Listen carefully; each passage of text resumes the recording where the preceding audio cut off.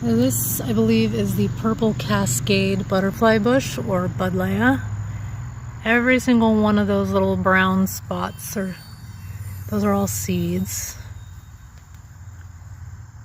There are a few little flowers left here and there, a couple stalks still blooming. Once it gets to this point, if I haven't already deadheaded, I look toward the bottom to see if there's any new growth for next year.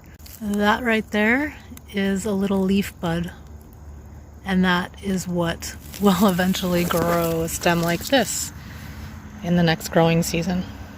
So I could just go ahead and cut above that. Of course, I'd prefer to cut one like this that will grow outward rather than inward. But because we still have some blooms and I'm not willing to cut them off because there are pollinators, I'm going to just deadhead as low as I can without getting rid of the flowers.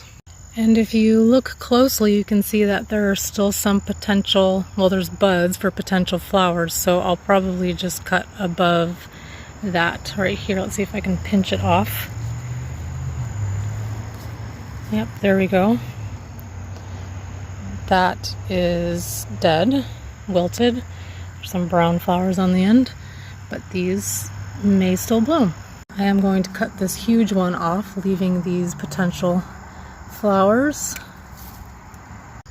The closer you cut to the plant, the better. This stem is just going to turn brown anyway, but this is fine too. This one is already wilted, but I see that these are potential flowers.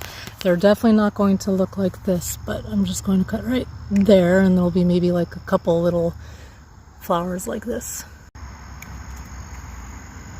I don't really see any buds here, so I'm going to just cut it right near the stem. This is the main stem that's coming from the soil. Same with this one, I don't see any potential flowers, so I'm going to cut right here. If you don't like the way that looks, you can cut closer. Although I do see a little couple, 3 flowers right here and a couple here. There are potential larger blooms here, so I'm going to cut that whole thing off. You can see this whole branch really well. There are a few little flowers here and there, but most of it is wilted already. But right there is a whole flower spike that still hasn't bloomed, so I want to give it as much energy as I can. I'm going to cut the stem right here.